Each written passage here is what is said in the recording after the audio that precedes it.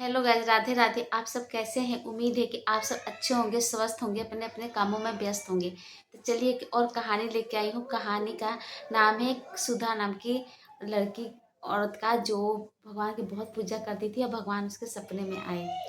तो देखते हैं कहानी में क्या है। लेकिन हाँ, कहानी शुरू करने से पहले आपको एक बात बता देना चाहती हूँ। कहानी को पूरा सुनिएगा, स्किप मत कीजिएगा, क्योंकि स्किप करके सुनने से और आधा अधूरा सुनने से कुछ पता नहीं चलता है कि कहानी में हुआ क्या है। और हम आधा अधूरा ज्ञान अच्छा भी नहीं होता है। और हाँ, कोई ना कोई कहानी कुछ ना कुछ ज्ञान जरूर लेके आती है। ये कहानी भी ये भगवान विष्णु की कहानी है, जिसमें ये भगवान दर्शन देते हैं वे सपने में सुधा नाम की औरत को। और देखते हैं क्या क्या होता है। तो ज़्यादा टाइम नहीं लूँगी, कहानी शुरू करती हूँ। तो बहुत पुराने समय की बात है। गांव में एक सुधा नाम की औरत रहती थी। ओ भगवान विष्णु की बहुत ज़्यादा पूजा करती थी।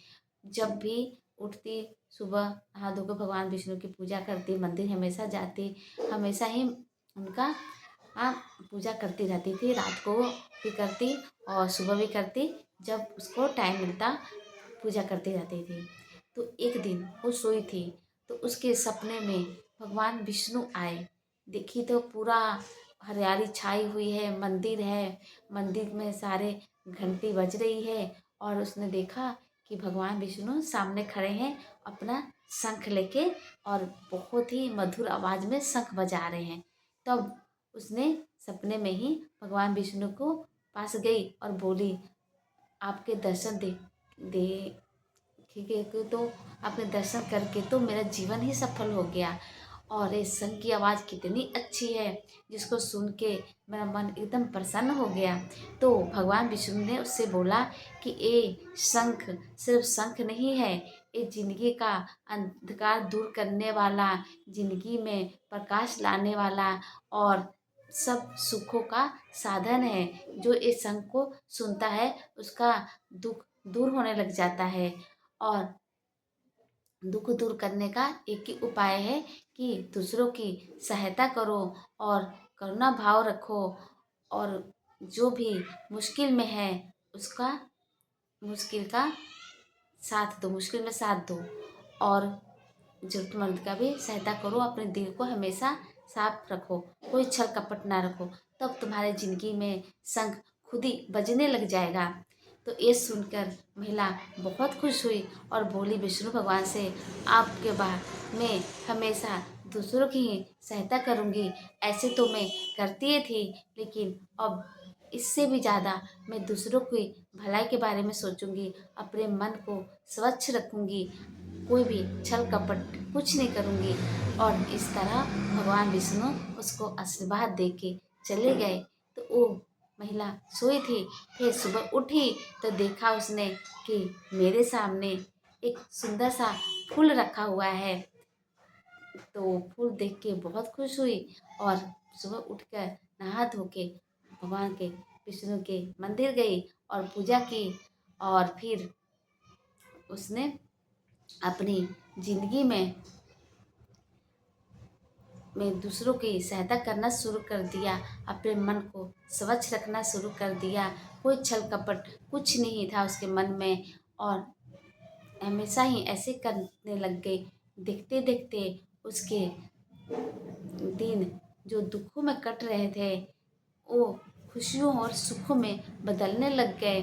और वो एक बहुत ही ज़्यादा संपन्न महिला बन गई। उसने छोटा मोटा काम शुरू किया घर में ही। वो काम दिन पे ही दिन, रात दिन पे ही दिन, रात दिन चौगुनी होने लग गई। और उसका बढ़ोतरी बढ़ने लग गई उसके काम में। उसने एक छोटा सा पैक करने वाला मशीन घर में रख लिया, जो सामान को पैक करता था।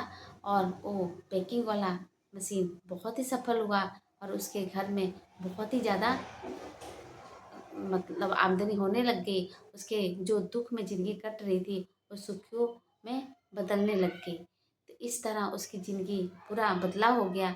और उसने सोचा भगवान विष्णु ने सच्ची बोला था कि अपनों से ज़्यादा दूसरे की खुशी रख देखने में ही हमारी ज़िंदगी में और भी सफलता मिलती है।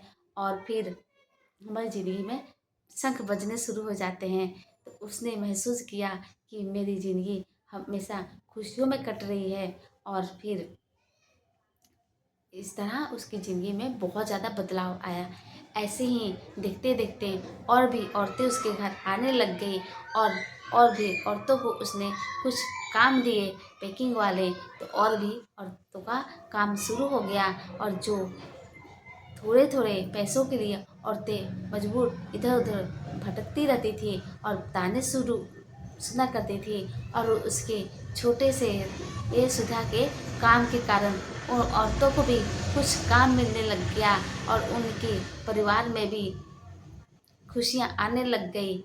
और फिर उनका परिवार में भी ये जो छोटे मोटे ज़रूरतें थी उन पूरा होने लग गई। और सब औरतें सुधा को बहुत ही ज़्यादा मान सम्मान करने लग गई। और फिर कहने लग गई, एक तुम्हारे छोटे से प्रयास के कारण ही हमारे गांव में इतना बड़ा बदलाव आ गया।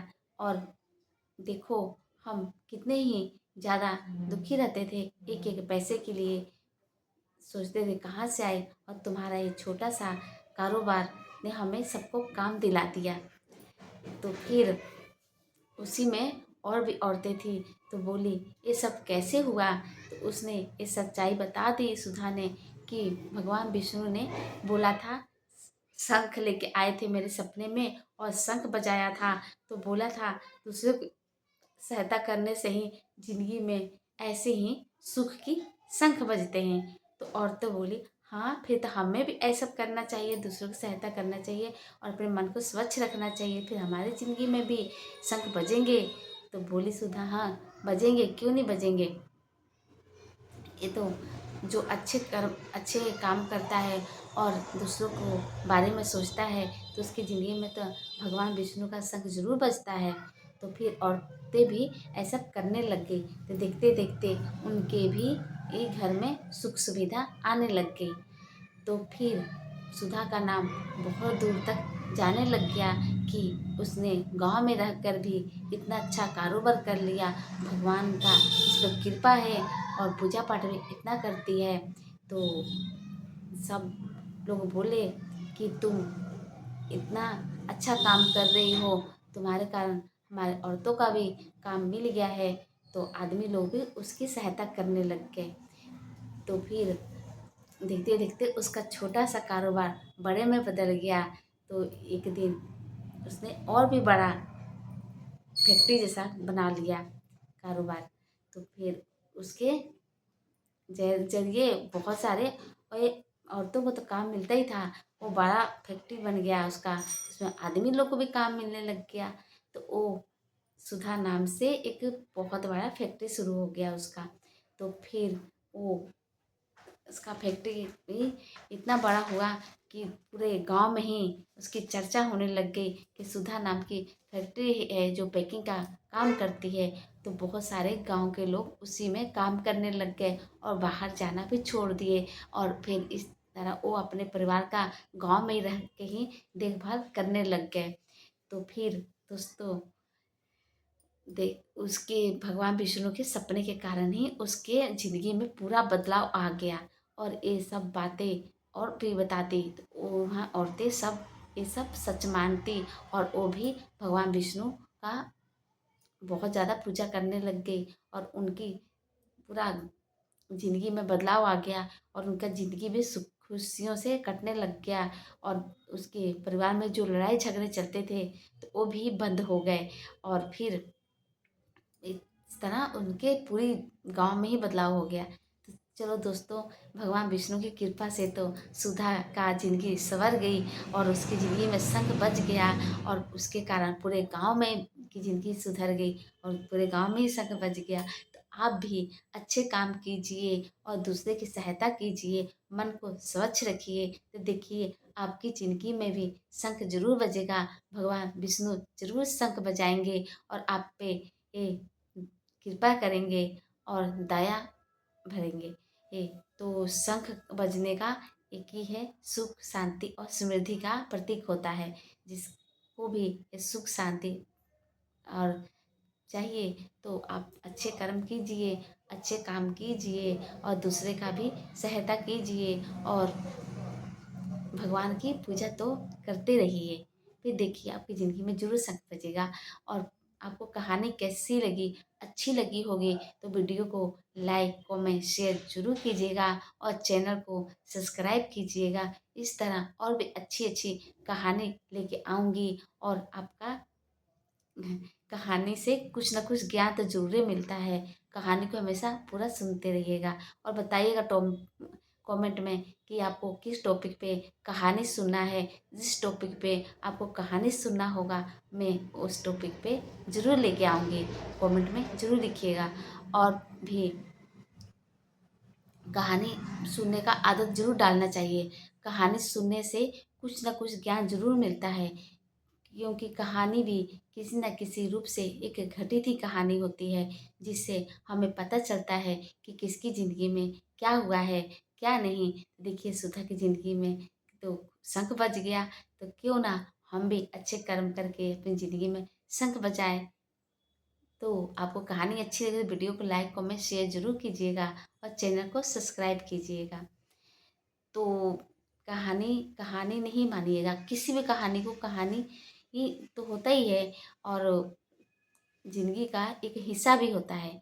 सोचिए किसकी ज़िंदगी में क्या हुआ है, क्या नहीं, तो उससे कुछ ना कुछ ज्ञान ज़रूर मिलता है। तो कहानी सुनने का आप भी आदत डालिए। राधे राधे, जय श्री कृष्ण।